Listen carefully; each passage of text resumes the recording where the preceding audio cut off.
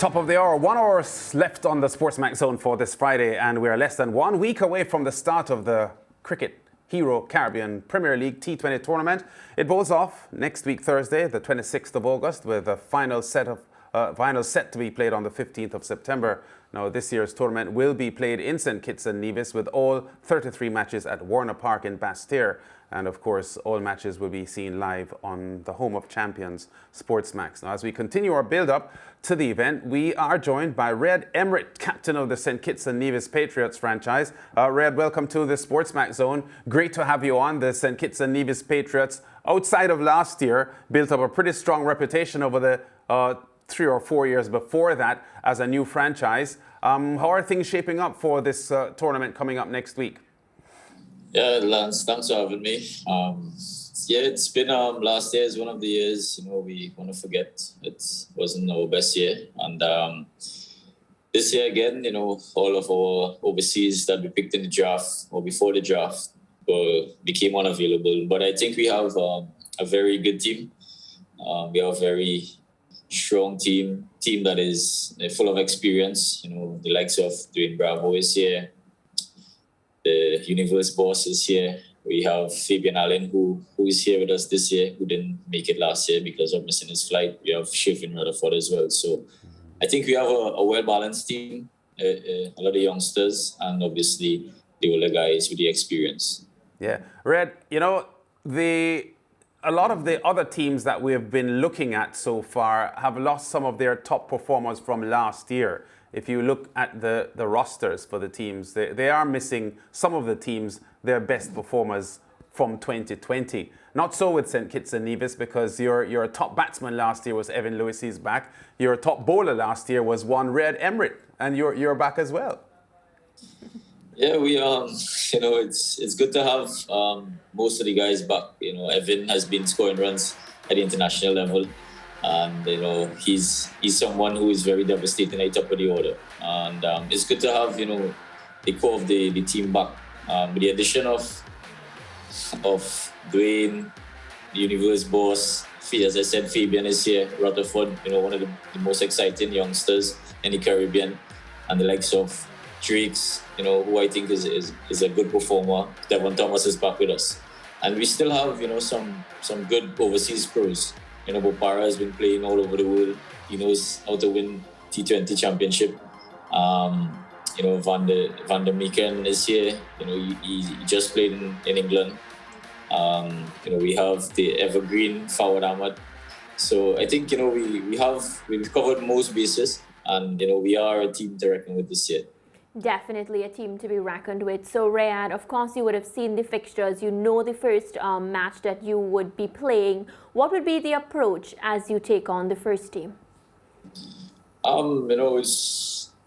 all know what the wicket is like here. It's a small ground. Batters enjoy it a lot here. So we just have to play to our strengths. We don't know. I can say that here. I can sit here and say that, but we don't know what the wicket is going to be like. If it's a typical St. Kitts wicket, then we know it's going to be batting friendly. But with the skill that we have in our team, we know the opposition. We know what Barbados is like. We know what they play like. They lost a few players as well.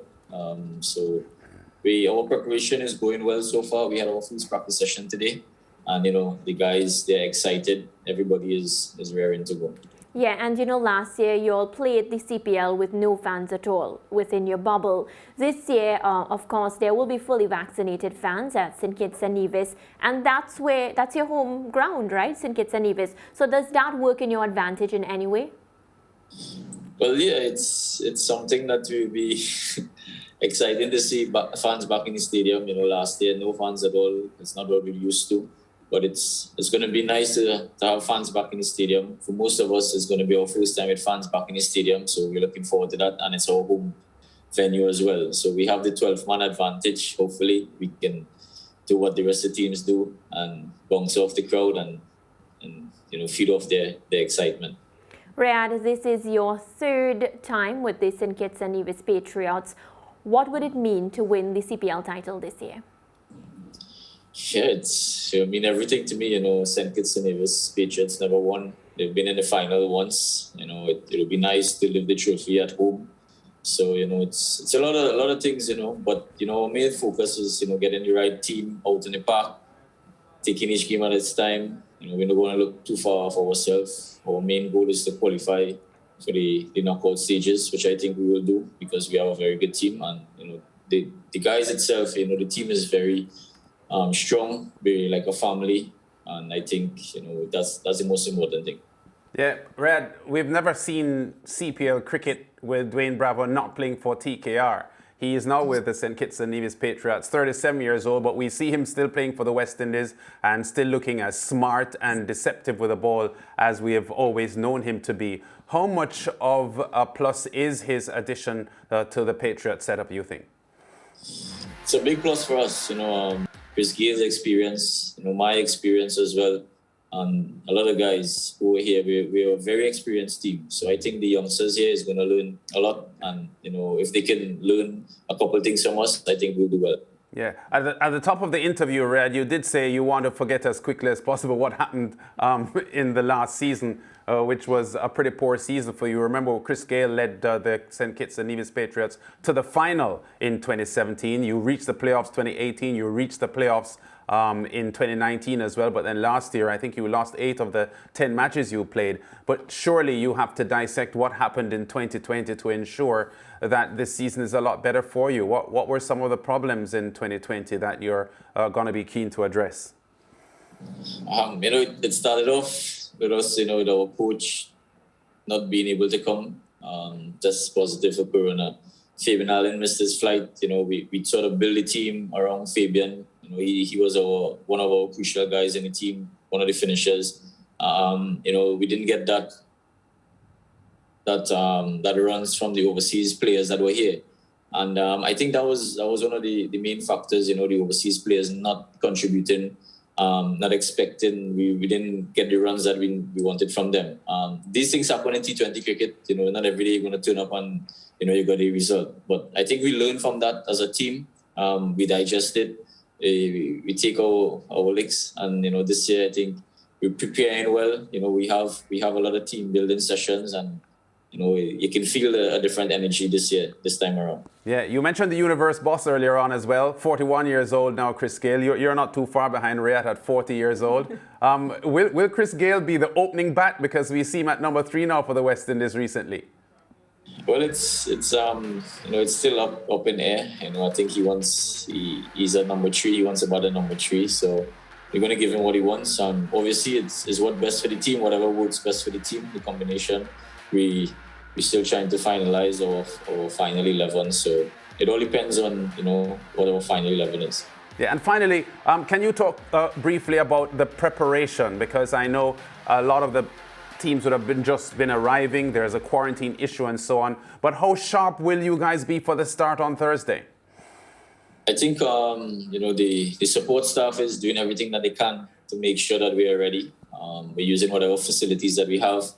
As I said before, today we had our first outdoor practice session. We had a couple of days at the hotel where guys were doing their own stuff at the pool.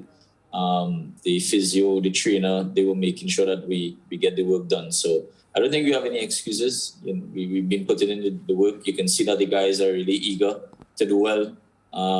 So we have no excuses. Yes, we're in a bubble, but when we get the opportunity to do what we have to do, I think the guys are putting their hands up and they want to do well.